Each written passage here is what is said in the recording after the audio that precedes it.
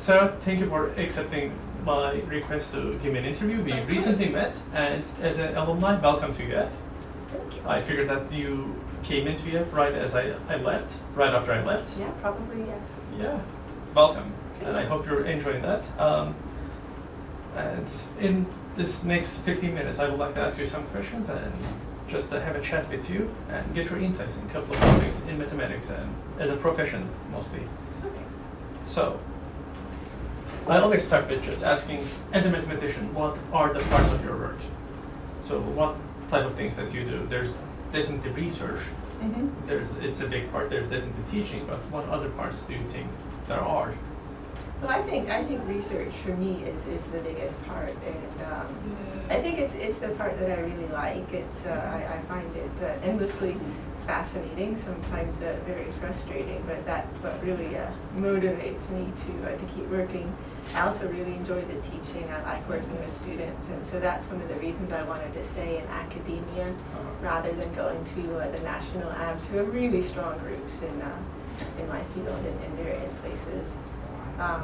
And there's also a service component, and since I'm very junior in the profession, I'm not very involved in it. But it's also, I think, really important to be an active member of the department and eventually the university, but also like the larger community in my field. So I enjoy organizing sessions at various meetings, and so I do that fairly regularly, and it's actually really enjoyable to put people in the room together who have related work but don't necessarily know each other but each other's work, and to kind of spark some new ideas and collaborations. So that's something I enjoy doing. Oh yeah, so you're completely right. I'm actually doing that for the first time this year, that I have a session in the joint math meetings where I will try to put together some people from symbolic competition, some people from combinatorics, some people from the Q analog of combinatorics, and so on and so forth. We will see how it's going to go. But it's really interesting because sometimes people will ask each other questions that you wouldn't expect, because when we spend too much time around the same people, we get used to how each other thinks. So it's great to have a fresh view of something like that. Also, I guess you get maybe set in your ways that you get interested in some certain type of problems, and then you not necessarily look for other types of tangential problems or related things. So when someone asks it from the outside, it's sometimes, most of the time, it is not that useful to keep it nice, but sometimes it actually shows a new dimension that you haven't seen, right? Sometimes it's not useful in the moment, but then sometimes some weeks or months later it actually starts to make sense, or maybe the question itself didn't make sense, but it leads you to an idea that actually does. Yeah, definitely. And but even this is some sort of service, right? Not necessarily to the department, but to the community. And with that, I know that you're carrying a branch of the AWM, Association for Women in Mathematics, to UF, which is a huge service to both the mathematicians in general and to UF, I have to say, because it didn't exist in UF before. So how did that come about? Well, when I came here, one of my mentors suggested that I start a chapter if there wasn't one already, which there wasn't. So I mentioned it to one of the graduate students, and I said I'd be happy to mentor the chapter if she wanted to start it. She said she did, and then we didn't talk about it for a year, and then a year later she stopped me in the hall, said she really did want to start such a chapter, and I said okay, and then she's really done all the work. Oh, great. And what is the first activity going to be? Are there going to be a conference here? Is there going to be a conference here, or? So actually, the first activity happens this evening. Oh, okay. Which is why I couldn't meet with you later. So it's going to be the first meeting of the AWM section, and since we're having this AMS meeting here at UF over the weekend, we've invited faculty who are running sessions to come and tell us about the sessions that they're running to help encourage the students to actually know which sessions they should actually go to and know what they might understand. Okay, so just this meeting is just to give the graduate students maybe okay, I see. Well, I think that's important. And one thing that I know, which is a sad event actually, is this weekend when we have the sectional meetings at UF, there's actually going to be a AWM meeting in Georgia, as far as I know, in Emory University. There has been a miscommunication that they have a conference starting on Friday. That's right.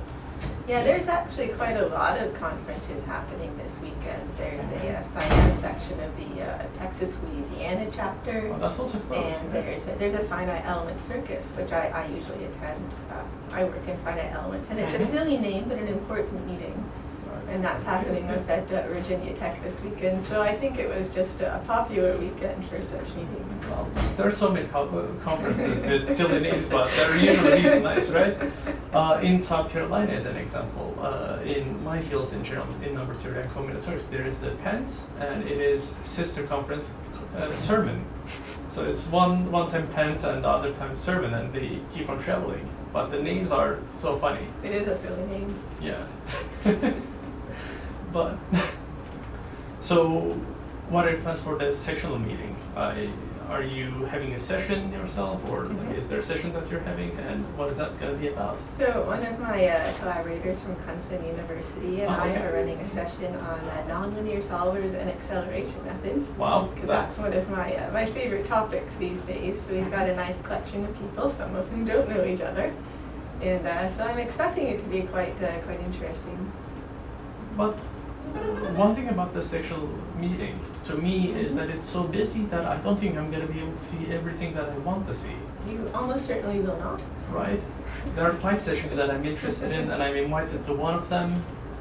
And then there is this issue of, do you ever leave your session, or should I just stay in the session just because the people are actually watching me? How do you think about that?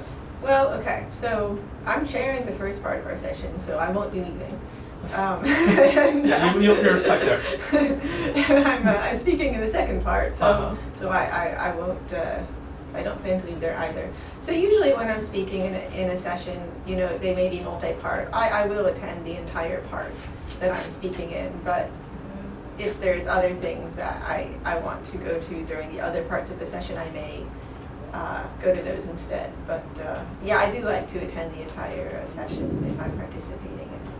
Yeah. And what do you think about that? I mean, section is big. Section is 500. That's a lot of people. About 500 people big, right? But when it comes to joint math meetings, it's 8,000 people. That's really a lot of people. It was at least 8,000 last year, as far as I know. So what do you think about that meeting? Is that too much, or is it a necessity at all? So I've gone, I didn't go last year, but I've gone, I think maybe the 2 years either before that or just before that. So there just weren't a lot of computational math sessions in those, like numerical PDE, which is what I do. So I did run a session in the last one I went to, which was right before I came here to UF, and that was great. That was in San Diego. Okay. So I think for me in those, there's a lot of sessions and there's a lot of people, but my field is not very well represented. So usually there's not too much competition for my attention. I think everybody feels that way to some extent, that not every field is well represented, right? Thankfully this year in joint math meetings, for me, all the sessions that I want to see are on different days. So That's great. I got lucky this time. And I mean, I'm glad that my session is not clashing with something else. But in general, do you, again, want to see something, but they're on the same time? You just can't do it. It's too far because the conference hall is too big. Yeah. I try not to let it get to me. Usually I'll have if there's a speaker I really want to see, usually I'll have a chance to see that speaker in another meeting. When it comes back to this branch of AWM, are you planning on having a Vimini Mathematics type conference here in UF, or are you hoping to have something like that, or some? Well, we're starting slow. So we have a few different activities we're thinking of doing, but we do have a speaker coming in the spring, and that's Sue Renner from LSU. And so the Center for Applied Math here very kindly gave us funds to sponsor a colloquium talk. So we're going to do that annually. Yes. So that was pretty great. Ah, great. Certainly. Certainly, because I know this Women in Mathematics conference has actually created a lot of great research. It has created a big community. I'm only aware of the number theory side of this, and as I mentioned before. Yeah, they have like a women in number theory. Yeah, so as I mentioned before, that I have seen really prominent paper, really some papers that are out of their time at this moment, but I believe they're going to be used in the future really by a lot of people, by Holly Swisher and a lot of collaborators around that. So I believe these branches and these conferences are actually, one, creating a great community, and two, they're actually helping this community to produce a lot of good research. That's interesting. I don't always agree with that. Okay. So I don't, I'm not a big fan of, separate conferences for women in a particular field. You're right, yeah. So, but I mean in general conferences, in general, having more research-focused conferences. I think that's say. really important, and to make them accessible to students and junior people as well is good. Yeah, I know the Women in Mathematics conference has been successful, but I didn't mean it as just necessarily it needs to be women. So one of the things I like about our chapter here is that, we do have a nice mix of students. We have graduate students and undergrads. We have males and females. So it's I think it's a good chapter. Yeah, it's a really mixed group here. So it is about, 45 faculty and 60-something grad students. So it's a really big faculty. There's more grad students in that. I think we've got like 75, 80. I believe that. The numbers are changing. I know the demand for the school is changing, and Gainesville is growing. Yeah. That is, maybe that's not surprising to you in a sense that you have seen Gainesville in the last 2 years only, but I've heard stories. yeah, just that huge buildings on University Crossing 13th, they didn't exist when I was leaving. So it's crazy how much it changed, even in this 2.5 years or whatnot. So maybe, yeah, we can talk about that. So how is your time in how has your time been in Gainesville so far? Oh, Are you enjoying that? I like it here very much. Great, and the university too, I hope. And what about teaching? So what type of courses are they making you teach? Well, my first semester here, I taught the undergrad differential equations. Okay. And I've taught that class before several times. I taught it at Texas A&M, I taught it at Wright State University, and this was my favorite time teaching that class. I was really impressed by the students, and they were well prepared and enthusiastic, and so that was a lot of fun. And then other than that, I've been teaching the graduate sequence in numerical linear algebra and numerical analysis. Okay, so you took it from Professor Hager, maybe? I don't think he taught it for some time. I took over the numerical linear algebra from Phil Boylan. Yeah. I didn't have to fight him for it either. I don't think there needs to be a fighting. But it's good. So, I was going to ask how you found the students, which is with the other universities, but you already said that you were impressed by the students. Well, I'm not going to say that's surprising to me, but I will say that that might surprise some people, because I know some people are not getting the same experience in different levels maybe. The course that you were teaching is just at a level that... Maybe I just had a really good class, but... Was it math majors or for math majors? It was actually mostly engineers, and there were a few math majors in there. And I think I actually converted a few that, came in as engineers, and well, they converted themselves. So what do you think about the interdepartmental collaboration then? Because I was a grad student, I didn't see it too much myself, but I haven't seen interdepartmental collaborations in UF. Maybe in applied mathematics that would be easier. Yeah, I think it's potentially a great idea. So I started running this seminar with my colleague at ChenU. It's the Applied and Numerical Analysis Seminar, and we've been inviting faculty from other departments to come and speak in it, so we get to know each other. There's a lot of people, doing computational math and applications. Like we have someone from geosciences coming, and I think we'll have someone from astronomy in the spring. And so I just think this is a good vehicle to get other people to tell us what they're doing and see if there's some common ground. For instance, I work in iterative methods for nonlinear equations, and often if other people in applications have these very complex nonlinear systems they need to solve, they can actually get stuck. The standard methods don't always work.